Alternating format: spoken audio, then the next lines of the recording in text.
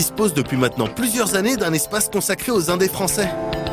Une initiative qui permet à ces petites structures, constituées parfois même d'une seule personne, de partager et de montrer ce sur quoi elles bossent, de se constituer une petite communauté et éventuellement de recueillir de précieux feedbacks issus d'un public connaisseur. Sur cet espace, on pouvait notamment trouver Ilios Betrayal of Gods, un action-aventure en 2D qui n'est pas le tout premier projet d'Aurora Studio, comme nous l'explique Damien Chauveau, le game designer du jeu.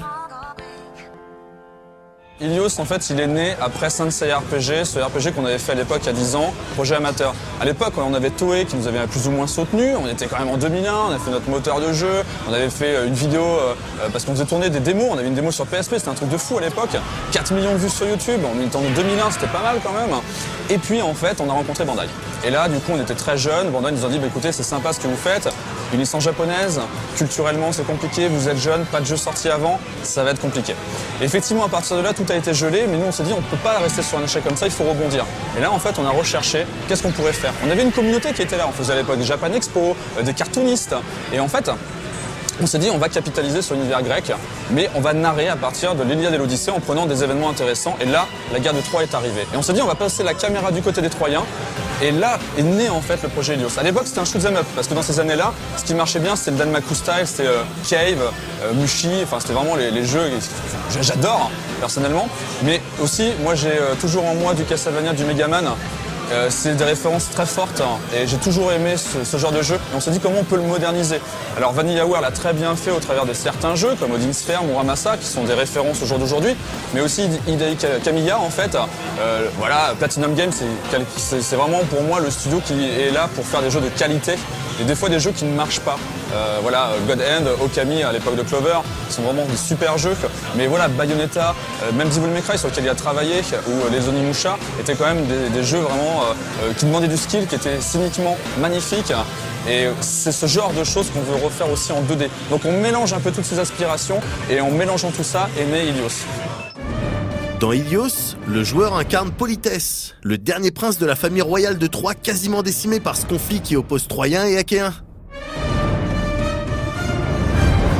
Ramené à la vie par Poséidon et désormais doté de pouvoirs plutôt sympatoches comme switcher de monde à la volée, Polythès va évidemment s'inscrire dans un processus de vengeance et éliminera tout ce qui se mettra en travers de son chemin, homme ou dieu. Ouais, on est nombreux à penser à Kratos.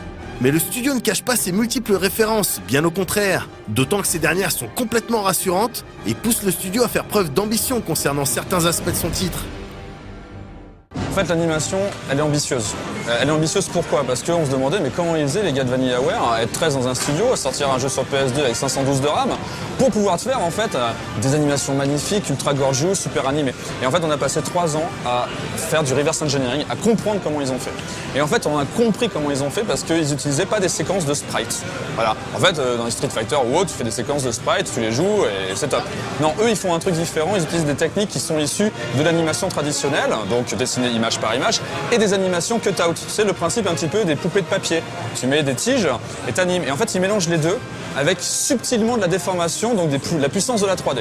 Et en fait, mélanger tout ça, qui est une connaissance technique assez importante, donne leur type d'animation. Alors aujourd'hui, il y a des outils qui existent. Nous, par exemple, on utilise un outil qui s'appelle Spine, qui a été à l'époque sur Kickstarter il y a quelques années. On était un des premiers à l'utiliser parce qu'ils ont un outil qui permet d'une certaine façon de refaire du VanillaWare. Mais n'est pas VanillaWare qui veut, parce que le problème, c'est qu'il faut également une connaissance et une technique d'animation traditionnelle et spécifique au cutout pour pouvoir avoir ce rendu-là. Et nous, ça a été un travail très très long. Et d'ailleurs, on le voit dans les démos parce qu'en fait, on voit les différentes étapes. On a le crayonné blanc. Là, on permet de tester l'idée, voir si le gameplay fonctionne. Puis ensuite, on va le coloriser, savoir si le feeling est bon. Et une fois que le feeling est bon, alors là, on se dit go, on va faire l'animation belle parce qu'elle va nous prendre 7 fois plus de temps que tout le reste d'avant.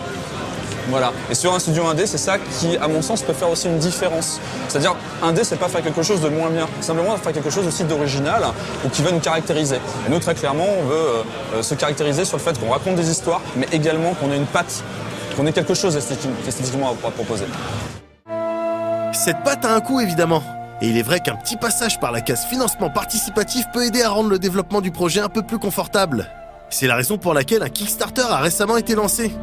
En fait, c'est une idée de longue haleine, en fait. En fait, on a fait une préparation en amont de quasiment 2 ans pour voir comment peut se passer un Kickstarter. Le problème, c'est que ça va très très vite, le financement participatif. Les modèles économiques changent constamment. Et surtout, il y a des amalgames qui se font parce qu'en fait, sur Kickstarter, on ne va pas acheter un jeu ou acheter un jeu.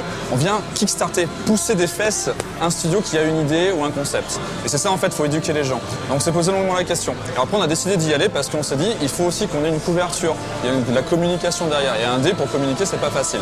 Donc on s'est dit on a un projet quand même plutôt joli parce que c'est ce qu'on nous donne comme feedback à chaque événement que l'on fait. Et on s'est dit on va capitaliser sur ça. Mais on a aussi une réalité financière derrière. Besoin d'aller chercher de l'argent.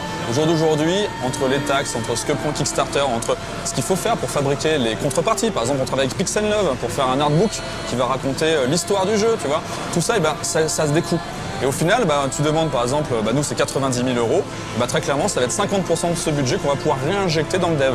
Mais ce budget n'est pas le budget définitif du projet. À côté on fait de la prestation, à côté il y a des demandes de subventions, etc., etc. Donc des leviers classiques en fait finalement pour des studios pour pouvoir boucler le budget. Parce que dans tous les cas, ça s'oblige à communiquer, à faire une campagne et à essayer de mettre en place les outils nécessaires pour aller toucher la presse, pour aller toucher aussi les émissions, etc., etc. Et ça, c'est un travail vraiment très compliqué. Une approche plutôt saine du financement participatif, même si ce dernier n'est pas sûr d'aboutir. Quoi qu'il en soit, le projet ne s'arrêtera pas là et compte naturellement se dévoiler un peu plus à l'avenir.